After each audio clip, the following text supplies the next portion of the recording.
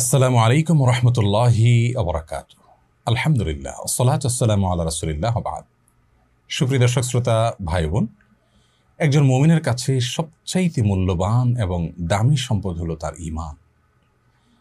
ঈমান যদি কেউ ঈমান বিধ্বংসী বিষয়সমূহ থেকে অক্ষত রেখে, অক্ষুণ্ণ রেখে, নিরাপদে রেখে, হেফাজতে রেখে, সংরক্ষিত রেখে দুনিয়া থেকে যেতে পারেন, আল্লাহ রাব্বুল আলামিনের সাথে সাক্ষাৎ করতে পারেন, তাহলে তিনিই হবেন চূড়ান্তভাবে সফল কাম এবং শেষ হাসি তিনিই হাসবেন ইনশাআল্লাহ তাআলা।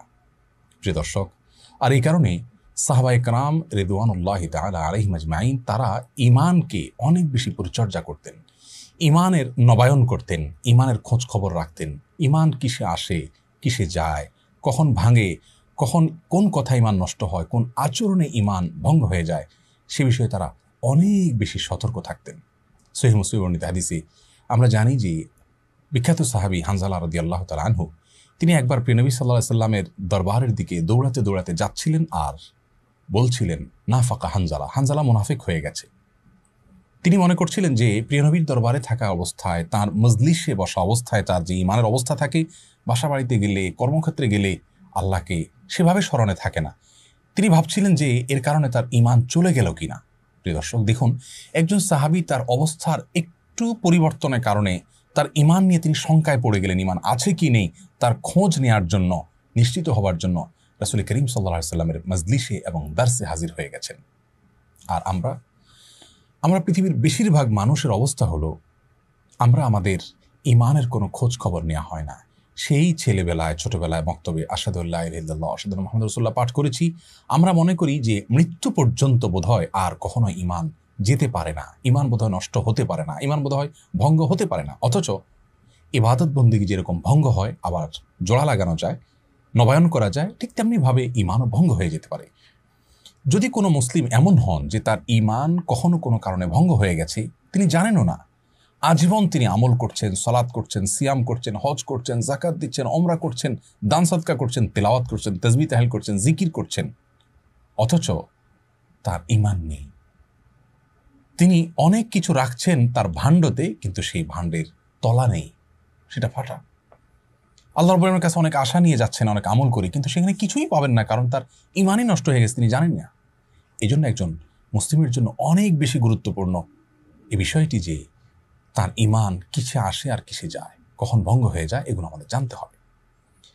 আমরা প্রায় সময় খেয়াল করে স্মরণ করার চেষ্টা করি, আমার ওযুটা কি আছে না চলে গেল, আমার সালাতটা অমুক কারণে ভঙ্গ হলো কিনা, আমরা আলেমের কাছে দৌড়ে যাই। অমুক কথার কারণে আমার স্ত্রীর সাথে আমার সম্পর্ক ভঙ্গ হয়ে গেল কিনা, বিবাহ ভেঙে গেল কিনা, আমরা চিন্তিত হই।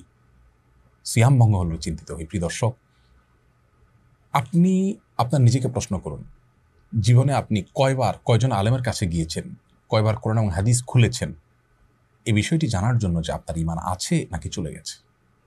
এর উত্তরে বেশিরভাগ মানুষ বলবেন যে না, আমরা এ বিষয়ে খুব একটা খোঁজ খবর নেইনি। আজকের আলোচনায় আমরা মূলত সে বিষয়টাকে গুরুত্ব দিতে চাই। প্রিয় দর্শক, কিয়ামত যত নিকটবর্তী হচ্ছে, ঈমান বিধ্বংসী ঝড়, তুফান, এটার পরিমাণ কিন্তু বাড়ছে।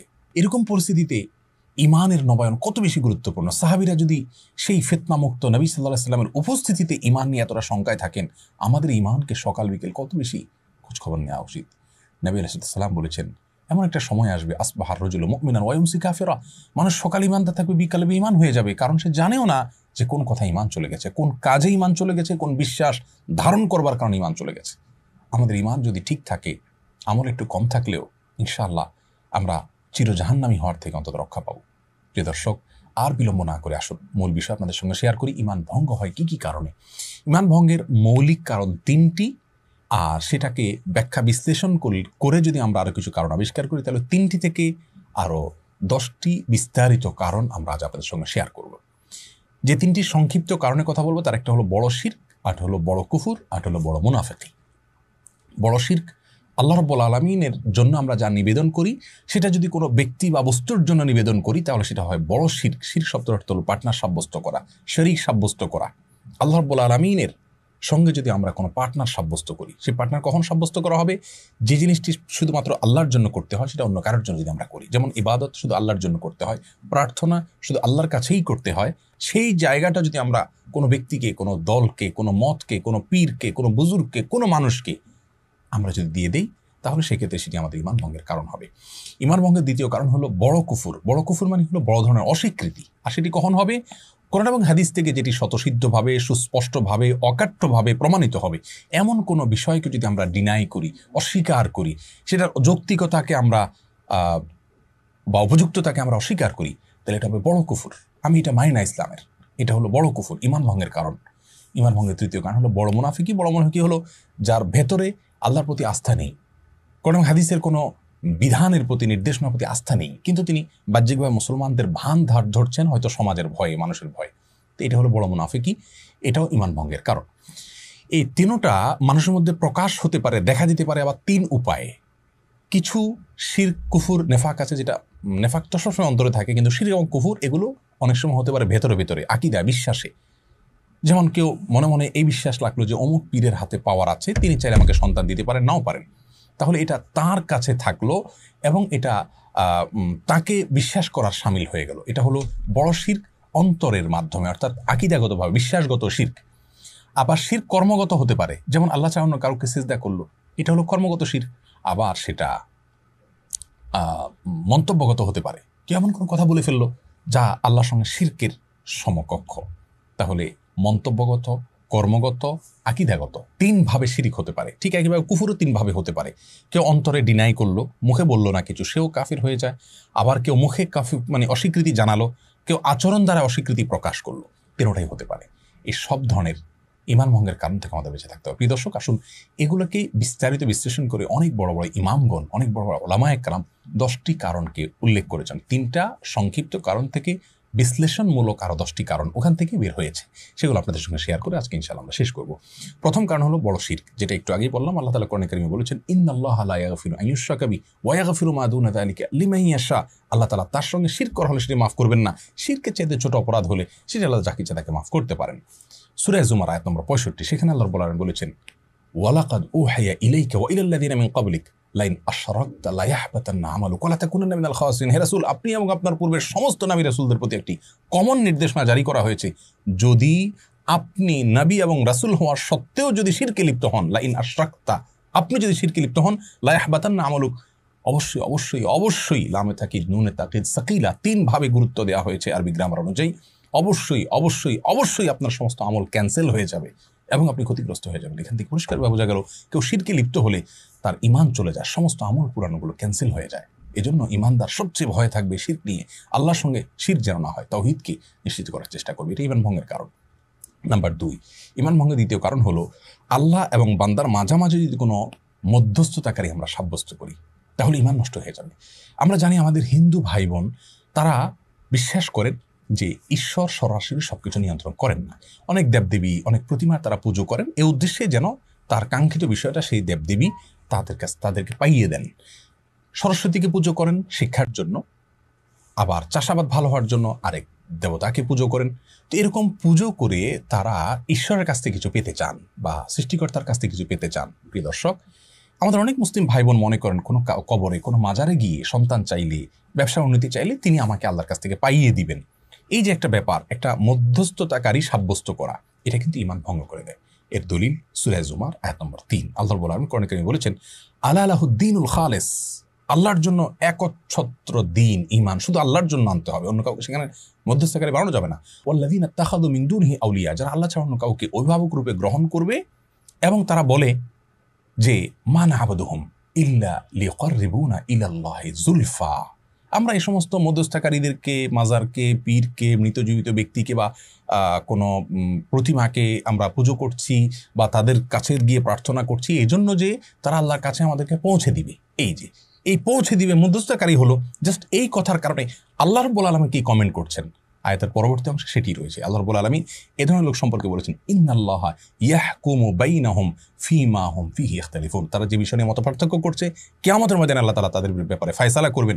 এবং আল্লাহ আরও বলছেন, ইন্নাল্লাহা লা ইয়াহদি মান হুয়া কাযিবুন কাফফার, যে ব্যক্তি মিথ্যাচার করেছে এবং কুফরি করেছে, কাফের হয়ে গেছে, তাকে আল্লাহ তাআলা পথ দেখাবেন না। দেখুন এখানে মধ্যস্থতা সাব্যস্তকারী কে আল্লাহ রাব্বুল আলামিন কাফার বলেছেন, অর্থাৎ সে কাফির হয়েছে, অস্বীকৃতি জ্ঞাপন করেছে। এখান থেকে বোঝা গেল এটা ঈমান ভঙ্গের কারণ, যখন আল্লাহ তাআলা তাকে কাফির হয়ে গেছে, মিথ্যাচার করেছে আল্লাহর ব্যাপারে, এমনটি কথা বলেছেন। এই জন্য মধ্যস্থতাকারী করা যাবে না। ঈমানদার সরাসরি আল্লাহর সঙ্গে সম্পর্ক করবে, আল্লাহর থেকে চাইবে, দোয়া করবে, ইবাদত করবে, আল্লাহ তাআলা তাকে সরাসরি দিবেন ইনশাআল্লাহ তাআলা। তাই ঈমান ভঙ্গের দ্বিতীয় কারণ আমরা জানলাম। ঈমান ভঙ্গের তৃতীয় যে কারণ তা হলো কোনো অমুসলিমকে অমুসলিম মনে না করা, কোনো মুশরিককে মুশরিক মনে না করা, অন্য কোনো ধর্মকেও সঠিক মনে করা। প্রিয় দর্শক, আমাদের দেশে অনেক ভাই বোন আছেন যারা মনে করেন সব ধর্মই ঠিক আছে, সবগুলারই গন্তব্য একটি, ঘুরে ফিরে সবাই এক জায়গায় যাবে। এই যে কথাগুলো আমাদের নিজেদের অজান্তে কথা বলে আমাদের ঈমান হারা হয়ে যাচ্ছি আমরা জানি না এই কথাগুলো কত ডেঞ্জারাস কথা। প্রিয় দর্শক, যেই ব্যক্তি আমার সৃষ্টিকর্তার অস্তিত্বকে অস্বীকার করে, তার ব্যাপারে আমি উদার হতে পারি, সহাবস্থান করতে পারি। যারা অমুসলিম তাদের সঙ্গে সদাচরণ করতে আল্লাহ তোমাদেরকে নিষেধ করেন না, যদি তারা তোমাদের উপরে যুদ্ধ চাপিয়ে না দেয়। শান্তিপূর্ণ সহাবস্থান করতেই পারো, বরং আল্লাহ তাআলা এরকম মানুষকে ভালোবাসেন। তাহলে তাদের সাথে আমাদের সহাবস্থান করতে নিষেধ নেই, বরং করতে নির্দেশ রয়েছে। বাট তাদের বিশ্বাসকেও যদি আমি মনে করি সেটাও ঠিক আছে, তাহলে আমার বিশ্বাসের জায়গা থেকে আমি দেউলিয়া হয়ে গেলাম, জগা খিচুড়ি হয়ে গেল। এখানে উদারতা দেখানো আপনার ঈমান সম্পর্কে উদাসীনতা হবে। অতএব আপনাকে মনে রাখতে হবে, আল্লাহ কোরআনে কারীমে বলেছেন ইন্নাদ-দীন ইনদাল্লাহ ইসলাম, একমাত্র দিন আল্লাহর কাছে মনোনীত দিন হল ইসলাম। ইসলাম ছাড়া অন্য কোনো জীবন আদর্শ, জীবন দর্শন, অন্য কোনো ধর্ম নেই। কিয়ামতের ময়দানে কেউ হাজির হলে আল্লাহ বলেছেন ফালাই ইউকবাল মিনহু, কোশ্চিন কালো সেটি তার কাছ থেকে গ্রহণযোগ্য করা হবে না। অতএব আমাদেরকে এই ব্যাপারে নিশ্চিত হতে হবে যে অমুসলিম ইজ অমুসলিম, তিনি সঠিক পথের উপর নেই। আমরা তার জন্য করুণা করব, দোয়া করব, প্রার্থনা করব আল্লাহ যেন তাকে হেদায়েত দেন। কিন্তু তাই বলে তার আদর্শকে আমি সঠিক মনে করব, আমারটাও সঠিক মনে করব, এটি ঈমান ভঙ্গের কারণ। এ সম্পর্কেও আমরা জানি কোরআনে কারীমে আল্লাহ বলেছেন যে ওমাই ইয়াকফুর বিত-তাগুত ওয়া ইউমিন বিল্লাহ ফাকাদ ইসতামসাকা বিল উরওয়াতিল উসকা, যে ব্যক্তি আগে আল্লাহ ছাড়া অন্য যত উপাস্য আছে, যত ধর্ম ইজম আছে, এগুলোকে যে ব্যক্তি আগে অস্বীকার করবে, এরপর আল্লাহর প্রতি ঈমান আনবে, সেই কিন্তু মজবুত হাতলকে পা ধরল, অর্থাৎ সেই ঈমান আনলো। আরও আমরা জানি আমাদের কালিমাতুত তাওহীদের প্রথম বাক্যটা হলো লা ইলাহা ইল্লাল্লাহ, আগে নেতিবাচক, আল্লাহ ছাড়া অন্য যা আছে সবগুলোকে আগে ডিনাই করবেন, তারপর আল্লাহ স্বীকৃতি দিবেন, দেন আপনি ঈমানদার হতে পারবেন। তাহলে আপনি সবগুলাকে মানলেন, আল্লাহকেও মানলেন, তাহলে তো লা ইলাহা ইল্লাল্লাহ হলো না, আমাদের ঈমান নষ্ট হয়ে যাবে। মুখরোচক অনেক স্লোগান আমাদেরকে মনে করে শয়তান আমাদেরকে বোঝাতে চায় যে আমরা অনেক উদার হতে পারি সেই স্লোগানের মাধ্যমে। প্রিয় দর্শক, সেগুলোর মাধ্যমে আমাদের ঈমান হারা হতে হবে, উদারতা নয়, উদাসীনতা। আল্লাহ আমাদের বোঝার তৌফিক দান করুন। ঈমান ভঙ্গের 3 নম্বর কারণ জানলাম। 4 নম্বর কারণ হলো নবী আলাইহিস সালামের জীবন আদর্শ ছাড়া অন্য কোনো জীবন দর্শনকে যদি কেউ উত্তম মনে করে। আমাদের মধ্যে অনেক ভাই বোন আছেন মনে করে যে ইসলামের সবই ঠিক আছে, কিন্তু আসলে ইসলামের অমুক অমুক বিষয়গুলো আসলে এই যুগে চলে না। এক্ষেত্রে বোধ হয় অমুক ইজমটা, অমুক মতবাদটা, অমুক আইডিওলজিটা বোধ হয়, অমুক জীবন দর্শনটা বোধ হয় অনেক বেশি কার্যকর। নাউজুবিল্লাহ, এরকম কি মনে করলে সে ঈমানদার হতে পারে না। তার মানে আপনি আল্লাহ রাব্বুল আলামিনকে, তিনি যে সৃষ্টিকর্তা, তিনি যে সব কিছু করতে সক্ষম এবং তার হাতেই যে সব কিছু, তিনিই যে সব কল্যাণ ও কল্যাণের মালিক, এটা আপনি বুঝতে অক্ষম হচ্ছেন। প্রিয় দর্শক, আমরা বিবেক দিয়ে আল্লাহর অনেক বিধানকে জাজ করার চেষ্টা করি, এটা মূর্খতা। কারণ জু সমাজ মে আ গই ও ফির খোদা কিউ কর হুয়া, এখানে যদি খোদা বলেছেন না বলে আল্লাহ বলা উত্তম। আল্লামা ইকবাল বলেছেন যে আপনার বুঝে চলে আসলো, আপনার ব্রেইনে যাকে আপনি ক্যাপচার করে ফেলতে পারলেন, সে আবার আল্লাহ কি করে হলো? যার সকল আদেশ নীতিতে যথার্থতা, যৌক্তিকতা আপনার বিবেকের মিটার দিয়ে আপনি মেপে ফেলতে পারলেন, সে আবার আল্লাহ কিভাবে হলো? আরে আল্লাহ তো এমন মহা সৃষ্টি যে আপনার মতো ক্ষুদ্র মানুষ আল্লাহর সব নির্দেশ এবং আদেশের যৌক্তিকতা আপনি বের করতে পারবেন না, সেটাই স্বাভাবিক। এই জন্য ইসলামের সব নির্দেশগুলো আমার বুঝে আসলে আমি মানবো, না হলে বলবো না এটা অযৌক্তিক, এটা ঈমান ভঙ্গের কারণ। এই বিষয়ে আমাদের সাবধান হতে হবে। একজন কাজের লোক, তার মালিক তাকে 10টা অর্ডার করেছেন, তিনি 2টা করেছেন আর 8টা করেননি। কেন করেননি? বলেন যে স্যার এটা আমার বুঝে আসছে না, এটা ভালো হবে না কাজটা। আপনি বলুন এই কর্মচারী থাকার যোগ্য থাকবে? মালিক তার দৃষ্টিকোণ অনেক গভীর থাকতে পারে, তিনি এটার উপকারিতার অন্য দিক জানতে পারেন, হয়তো কর্মচারী জানেন না, কিন্তু তিনি নিজে থেকে যদি মাতবরি করেন এবং বলেন না এটা যৌক্তিক, আমি করবো, এটা করবো না, তাহলে তার যেরকম চাকরি থাকবে না, আপনার ঈমান থাকবে না যদি আল্লাহর কোনো আদেশ নিষেধের পর আপনি মনে করেন যে না এটা চলবে না, ওইটা চলবে। এই জন্য 4 নম্বর ঈমান ভঙ্গের কারণ হলো নবী সাল্লাল্লাহু আলাইহি ওয়াসাল্লাম যা নিয়ে আসছেন তার সবগুলোকে, তার সকল আদেশ নিষেধকে একমাত্র আমাদের জন্য উপযোগী মনে করতে হবে। বুঝে আসুক আর না আসুক, আমি কয়টা বোঝার ক্ষমতা রাখি। আল্লাহ কোরআনে বলেছেন ফালা ওয়া রাব্বিকা লা ইউমিনুনা হাত্তা ইউহাক্কিমুকা ফীমা শাজারা বাইনাহুম, শপথ আপনার সত্তা রবের, যে ওই ব্যক্তি কখনো ঈমানদার হতে পারবে না যে সকল বিষয়ে নবী আলাইহিস সালামকে তার জীবনের সিদ্ধান্তদাতা হিসাবে গ্রহণ না করবে, তার সকল সিদ্ধান্তকে না মানবে, ঈমানদার হতে পারবে না। অতএব নবী সাল্লাল্লাহু আলাইহি ওয়াসাল্লামের সকল আনিত বিষয়গুলোকে আমাদের জন্য কল্যাণকর আমরা সেই হিসাবে বিশ্বাস করব। আমি পালন করতে পারছি না, আমার দুর্বলতা আছে, সেটা ভিন্ন বিষয়, তার জন্য আমার গুনাহ হবে, বাট আমি ঈমান হারা হব না। কিন্তু আমি এটাকে অনুপযুক্ত মনে করি, আমার ইমান হারা হতে হবে। নাম্বার 5, ইমান ভঙ্গের 5 নম্বর কারণ হলো নবী রাসূলুল্লাহ যে দিন নিয়ে এসেছেন, কোরআন হাদিসের যে বিষয়গুলো অকাট্যভাবে এবং সুস্পষ্ট বদিহি তথা স্বতঃসিদ্ধভাবে প্রমাণিত হয়েছে, তার কোনো একটির প্রতি যদি আমাদের কোনো ঘৃণা থাকে, অপছন্দ থাকে, তাহলে ইমান চলে যাবে। অনেক ভাই বোন আছেন বলে ইসলামের সব ভালো লাগে, এই যে পর্দার বিধানটা আমার ভালো লাগে না, ইসলামের সব ভালো লাগে, বাট এই যে সুদেরটা আমার ভালো লাগে না, ইসলামের সব কিছু ভালো লাগে, বাট অমুকটা আমার ভালো লাগে না, তমুকটা আমার ভালো লাগে না। এরকম কিন্তু অনেক ভাই বোন আছেন যারা এরকম বলেন।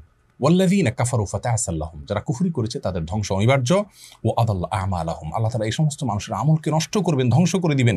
যালিকা বিআন্নাহুম কারিহু মা আনজালাল্লাহ, এই যে কারিহু মা আনজালাল্লাহ, এর কারণ হলো আল্লাহ যা নাজিল করেছেন সেটাকে তারা অপছন্দ করেছে, বলেছে এটা আমার ভালো লাগে না। এই যে আপনার ভালো লাগে না কাজ করছে, জাস্ট এই কারণে আল্লাহ রাব্বুল আলামিন আপনার সম্পর্কে এই কথা বলে শেষে বলছেন ফাআহবাতা আমালাহুম, আপনার সমস্ত আমল আল্লাহ তাআলা বরবাদ করে দিচ্ছেন। প্রিয় দর্শক, এখান থেকে বোঝা গেল এরকম কোনো আচরণ করলে সেটি ইমান ভঙ্গের কারণ হবে যে ইসলামের অমুক জিনিসটা আমার ভালো লাগে না। আপনার ভালো লাগা না লাগা এটার উপরে সত্য নির্ভর করেন, আপনি সব কিছু বুঝতে সক্ষম নন, আমরা কেউই সক্ষম নেই। আল্লাহ রাব্বুল আলামিন মালিক, আমরা তার কৃতদাস, সৃষ্টি মাত্র। তার সকল নির্দেশের যৌক্তিকতা যথার্থতা আমাদের বুঝতে হবে, এমনটি বাধ্যতামূলক নয়। এরপর ইমান ভঙ্গের 6 নম্বর কারণ হলো দিনের কোনো বিষয় নিয়ে বিদ্রুপ করা, ব্যঙ্গ করা। আমাদের অনেক ভাই বোন আছেন দায় নিয়ে ব্যঙ্গ বিদ্রুপ করেন, পর্দা নিয়ে ব্যঙ্গ বিদ্রুপ করেন, এটা অস্বাস্থ্যকর, আরে থাকা যায় নাকি, এটা তো একটা এটা আস্ত একটা ড্রামের মতো, এটা বাক্সের মতো, এই ধরনের কথা বলে আমরা আল্লাহ রাব্বুল আলামিনের নির্দেশকে, আল্লাহ যেখানে স্পষ্ট নির্দেশ করেছেন মেয়েরা তাদের ইউদিনিনা আলাইহিন্না মিন জালাবিবিহিন্না, মাথার উপরের কাপড়কে টেনে দিবি, তার মানে ঢেকে ঢুকে থাকবে, আপনি সেটাকে নিয়ে ট্রল করছেন, বিদ্রুপ করছেন। আপনার কোনো বন্ধু দায় রাখছেন, আপনার হয়তো আল্লাহর প্রতি বিশ্বাসে কোনো কমতি নাই, কিন্তু দুষ্টুমি করে আপনি মজা করে তাকে নিয়ে ট্রল করে ফেললেন। দেখুন, এটি নবী আলাইহিস সালামের সুন্নাহ, কোরআন হাদিসের বিষয়টাকে নিয়ে ট্রল করলে ইমান থাকবে না। আর এই সম্পর্কে আল্লাহ রাব্বুল আলামিন কোরআনে কারীমে বলেছেন সূরা তাওবাতে, কুল আবিল্লাহি ওয়া আয়াতিহি ওয়া রাসূলিহি কুনতুম তাস্তাহজিউন, কিয়ামতের ময়দানে কাফিরদেরকে আযাব দিতে বলা হবে, তোমরাই কি সেই গোষ্ঠী যে দুনিয়াতে আল্লাহকে নিয়ে, তার রাসূলকে নিয়ে ব্যঙ্গ করতে, তার আয়াত নিয়ে বিদ্রুপ করতে। লা তা'তাদিরু, আজ কোনো ওজর খাহি করো না, আজ তোমাদের কোনো ওজর খাহি শোনা হবে না। কদ কাফারতুম বাদা ঈমানিকুম, তোমরা ঈমান আনার পরে, মুসলমানের ঘরে জন্ম নেওয়ার পরেও, ঈমান আনার পরেও, কদ কাফারতুম বাদা ঈমানিকুম, তারপর তোমরা কুফরি করে ফেলেছো, কাফের হয়ে গেছো, ঈমান ভঙ্গ হয়ে গেছে বিদ্রুপ করার কারণে। খবরদার, আমরা কখনো দিনের কোনো বিষয় নিয়ে বিদ্রুপ ব্যঙ্গ করবো না, তাচ্ছিল্য করবো না, ট্রল করবো, নিজে না মানতে পারি কিন্তু ট্রল করবো না। রাষ্ট্রের কোনো বিধানকে কেউ লঙ্ঘন করলে সাধারণ অপরাধী হয়, কিছু সাজা হয়, এরপরে ছাড়া পায়। কিন্তু রাষ্ট্রের যদি বিধানকে নিয়ে, রাষ্ট্রের অস্তিত্বকে নিয়ে যদি কেউ ট্রল করে, তাহলে সেক্ষেত্রে সে কিন্তু রাষ্ট্রদ্রোহী হিসেবে বিবেচনা হয়, সাধারণ অপরাধী থাকে না। আল্লাহর কোনো বিধানকে নিয়ে ট্রল করলে আপনি আল্লাহদ্রোহী হবেন, ঈমান হারা হবেন। 7 নম্বর ঈমান ভঙ্গের কারণ হলো জাদু। কোরআনে কারীমে আল্লাহ বলেছেন হারুত মারুত নামক 2 ফেরেশতাকে আল্লাহ তাআলা পাঠিয়েছেন, তারা মানুষকে জাদু শিক্ষা দিয়েছেন এবং আল্লাহ তাআলা সাবধানও করেছেন যে এটা যেন কেউ শিক্ষা গ্রহণ করে প্রয়োগ না করে। কেউ যদি জাদু শিক্ষা গ্রহণ করে, প্রয়োগ করে, এটা এক্সারসাইজ করে, চর্চা করে, তাহলে সেক্ষেত্রে সেই ব্যক্তি সম্পর্কে আল্লাহ রাব্বুল আলামিন কুফরির বাক্য ব্যবহার করেছেন এবং বলেছেন যে কিছু লোক শিখেছে তারা কুফরি করেছে, যারা শিখেনি বা চর্চা করেনি তারা কুফরি করেনি। এখান থেকে অনেক ইমামগণই বলেন যে জাদু এটার সাথে কেউ সংশ্লিষ্ট হলে, অর্থাৎ জাদু শিখলে, চর্চা করলে, প্রয়োগ করলে সে ব্যক্তি ঈমান হারা হয়ে যায়। জন্য এর শাস্তিও মৃত্যুদণ্ড, সকল ইমামদের ঐক্যমতে সর্বোচ্চ শাস্তি। এটি ঈমান ভঙ্গের কারণ অনেক ইমামদের মতে, বরং বেশিরভাগ ইমামদের মতে। কেউ কেউ এ ব্যাপারে, এই পয়েন্টের ব্যাপারে দ্বিমত পোষণ করেছেন। 8 নম্বর ঈমান ভঙ্গের কারণ হলো মুসলিমদের বিরুদ্ধে কোনো প্রকার ষড়যন্ত্রে লিপ্ত হওয়া। আজকাল অনেক মানুষ আছে যারা মুসলমানদের সন্তান, বিভিন্ন দেশে গিয়ে দেখা যায় মুসলমানদের বিরুদ্ধে বিভিন্ন এজেন্ডা নিয়ে তারা আসছেন এবং অমুসলিমদের সাথে বসে তারা মুসলিমদের নিয়ে বিভিন্ন ষড়যন্ত্র করছেন এবং মুসলিমদের উন্নতি, অগ্রগতি তাদের চক্ষুশূল হওয়ার কারণ হয়। মসজিদ কেন বেড়ে যাচ্ছে, মাদ্রাসা কেন বেড়ে যাচ্ছে, আলেম ওলামা কেন বেড়ে যাচ্ছে, পর্দা কেন বেড়ে যাচ্ছে, এই যে অমুসলিমদের সাথে বসে বসে সলা পরামর্শ করা, মুসলিমদেরকে বিভিন্নভাবে ইসলাম চর্চা থামানোর চেষ্টা করা, এই সবগুলো ইসলাম বিরোধী বা অমুসলিম তথা আল্লাহর প্রতি অবিশ্বাস যারা আছে তাদের সঙ্গে আতাত করার শামিল। এটাও ঈমান ভঙ্গের কারণ। কোরআনে কারীমে আল্লাহ তাআলা সম্পর্কে বলেছেন ইয়া আইয়ুহাল্লাযীনা আমানু লা তাত্তাখিযুল ইয়াহুদা ওয়ান নাসারা, ও ইহা ঈমানদাররা তোমরা ইহুদি খ্রিস্টানদেরকে বন্ধুরূপে গ্রহণ করবে না, তারা এক অন্যের বন্ধু হতে পারে। ওয়া মান ইয়াতাওয়াল্লাহু মিনকুম ফাইন্নাহু মিনহুম, তোমাদের মধ্যে কেউ যদি তাদের সঙ্গে গিয়ে সলা পরামর্শ করে তাহলে তারা তাদের অন্তর্ভুক্ত হয়ে যাবে। ইন্নাল্লাহা লা ইয়াহদিল কওমাজ যালিমিন, নিশ্চয়ই আল্লাহ রাব্বুল আলামিন জালেম সম্প্রদায়দেরকে হেদায়েত দেন না। এই আয়াত থেকে পরিষ্কারভাবে বোঝা গেল এটি ঈমান ভঙ্গের কারণ। ঈমান ভঙ্গের 9 নম্বর কারণ হলো যদি কেউ মনে করে যে কিছু লোক আছে অথবা তিনি নিজে ইসলামের যে আদেশ নিষেধ আছে এগুলোর ঊর্ধ্বে, আরে রাখো এগুলো কেন পালন করতে হবে, এগুলোর ঊর্ধ্বে মনে করেন কাউকে। অনেক পীরের মুরিদ আছেন মনে করেন যে আমার পীর সাহেব এগুলো থেকে ঊর্ধ্বে, তার নামাজ কালাম লাগে না, তিনি ইসলামের সমস্ত আদেশ নিষেধের ঊর্ধ্বে, এরকম যদি কেউ মনে করে সেটিও ঈমান ভঙ্গের কারণ হতে পারে। 10 নম্বর ঈমান ভঙ্গের কারণ হলো যদি কেউ তার আচার আচরণে, কাজে, কর্মে সার্বিকভাবে ইসলাম থেকে নিজেকে ধুয়ে মুছে আলোক করে ফেলে, তার জীবনে কোনো ইসলামের ছিটে ফোঁটা পর্যন্ত নাই, না নামাজ পড়ে, না রোজা রাখে, না হজ করে, না জাকাত দেয়, না টুপি পরে, না আল্লাহ বলে, না রাসূল বলে, না কোরআনের কথা বলে, না হাদিসের কথা বলে, তার জীবন আচারের মধ্যে ইসলামের কোনো লেশ মাত্র নেই, এরকম বহু মানুষ কিন্তু আমাদের সমাজে আছে। নামে মুসলিম, কিন্তু ওনার ভিতরে কখনো না জুমা পড়ে, না ঈদের নামাজ পড়ে, না কোরবানি করে, না রোজা রাখে, কিচ্ছু নাই, ইসলামের কোনো কিচ্ছু নেই। এই ব্যক্তির এই আচরণটাও ঈমান ভঙ্গের কারণ। কারণ এই যে বিমুখ হয়ে যাওয়া, সম্পূর্ণরূপে ধুয়ে মুছে নিজেকে আলাদা করে ফেলা, এটা পরিষ্কারভাবে কিন্তু কুফরি, এটা কিন্তু অস্বীকৃতি। আল্লাহকে স্বীকার করলে কিছু না কিছু ক্ষেত্রে তার প্রকাশ ঘটার কথা। এ সম্পর্কে কোরআন কারীমের একটি আয়াত আমরা দেখতে পাই। আল্লাহ রাব্বুল ইরশাদ করেছেন, ওয়ামান আযলামু মিম্মান যুক্কিরা বিআয়াতি রাব্বিহ, যে ব্যক্তির কাছে তার রবের আয়াত এবং নিদর্শনসমূহ এগুলো তাকে স্মরণ করিয়ে দেওয়া হলো, ফাআরাদা আনহা, এরপর সে এখান থেকে বিমুখ হয়ে গেল, এগুলোকে সে পাত্তা দিল না, ডিনাই করলো না, গায়ে মাখলো না। ইন্না মিনাল মুজরিমিনা মুনতাকিমুন, আমি এই ধরনের অবাধ্যদের কাছ থেকে প্রতিশোধ গ্রহণ করবো, আল্লাহ বলছেন। প্রিয় দর্শক, এই ধরনের কথা, প্রতিশোধ গ্রহণ করার কথা কুফরি বা কাফের হওয়া ছাড়া আল্লাহ তাআলা বলেন না সচরাচর। অতএব বোঝা গেল এটি ঈমান ভঙ্গের কারণ। এক নজর আবার বলে দিচ্ছি ঈমান ভঙ্গের কারণসমূহ। 1 নম্বর শিরক করা, 2 নম্বর হলো আল্লাহ এবং বান্দার মধ্যে বা ওদের ক্ষেত্রে কোনো মধ্যস্থতাকারী সাব্যস্ত করা, আর 3 নম্বর হলো আল্লাহ রাব্বুল আলামিনের নির্দেশকে যারা লঙ্ঘন করে বা ঈমান আনে না, অমুসলিম, তাদেরকে অমুসলিম মনে করা, তাদেরকেও সঠিক মনে করা। 4 নম্বর হলো আল্লাহ নবী সাল্লাল্লাহু আলাইহি ওয়াসাল্লাম আনিত দ্বীনের চাইতে কোনো আইডিওলজিকে, কোনো জীবন দর্শনকে উত্তম মনে করা। 5 নম্বর হলো নবী সাল্লামের আনিত কোনো দিনকে, দিনের কোনো বিষয়কে কেউ যদি অপছন্দ করে, তার ভালো না লাগা কাজ করে তথাকথিত, তাহলে সেটি ঈমান ভঙ্গের কারণ হবে। 6 নম্বর হলো দিনের কোনো বিষয় যদি কেউ বিদ্রুপ করে, ব্যঙ্গ করে, ঠাট্টা করে সেটি। 7 নম্বর হলো যদি জাদু শিখে, চর্চা করে, প্রয়োগ করে সেটি। 8 নম্বর হলো মুসলিমদের বিরুদ্ধে যদি অমুসলিমদের সাথে গিয়ে ষড়যন্ত্র করে সেটি। এবং 9 নম্বর হলো কেউ যদি মনে করে যে সে অথবা নির্দিষ্ট কিছু লোক তারা কোন হাদিসের এই সমস্ত আদেশের ধার ধারণা এগুলোর ঊর্ধ্বে তারা এগুলো কোনো প্রয়োজন মনে না করে, অনাবশ্যক মনে করে সেটি। আর 10 নম্বর হলো দিন থেকে পরিপূর্ণরূপে তার কাজের মাধ্যমে বিমুখ হওয়া, সে কার্যতে কুফরি করছে, কোনো কিছুকেই দিনের ছিটেফোঁটা তার মধ্যে রাখছে না। এই সবগুলো ঈমান ভঙ্গের কারণ। প্রিয় দর্শক, ঈমান ভঙ্গের মৌলিক 3 কারণ এবং বিস্তারিত 10 কারণ, এগুলোকে অক্ষরে অক্ষরে রপ্ত করে আমাদের মধ্যে কখনো এগুলো লেশ চলে আসে কিনা আমরা সেটিকে যাচাই করে ফেলবো। আর ইতিমধ্যে যদি কেউ এরকম কোনো কারণের মধ্যে পড়ে থাকি, এক্ষুনি তওবা করে আল্লাহর কাছে লজ্জিত হয়ে মাফ চাইব, নতুন জীবন করবো। ইনশাআল্লাহ আল্লাহ তাআলা পেছনের সমস্ত গুনাহ মাফ করে দিবেন এবং নতুন হিসেব আমার শুরু হবে, হালখাতা হয়ে যাবে। আল্লাহ রাব্বুল আলামিন আমাদের ঈমানগুলোকে শত সহস্র ফিতনা, ধোঁয়াশা, বিভ্রান্তি এবং গুমরাহি, পথভ্রষ্ট হওয়ার মতো যে ঈমান বিধ্বংসী ঝড়গুলো আসছে, এ সকল ঝড়ে, এক এক ঝড়ে কিছু মানুষ কাফের হয়ে যায়, বেঈমান হয়ে যায়। সকল ঝড়ে আমাদের ঈমানকে ধরে রেখে, অক্ষত রেখে আল্লাহর সঙ্গে সাক্ষাৎ করার, আখিরাতে উপস্থিত হওয়ার তৌফিক আমাদের সকলকে দান করুন। সেই সাথে আহ্বান রাখছি, অনভিশনের সাথে আমরা আছি, আপনারাও থাকুন এবং অনন্য আয়োজনের সঙ্গে যুক্ত হয়ে কোরআন এবং হাদিস সম্পর্কে জানার চেষ্টা করুন। এটাকে প্রচার এবং প্রসার করতে আপনারাও উদ্যোগী হন।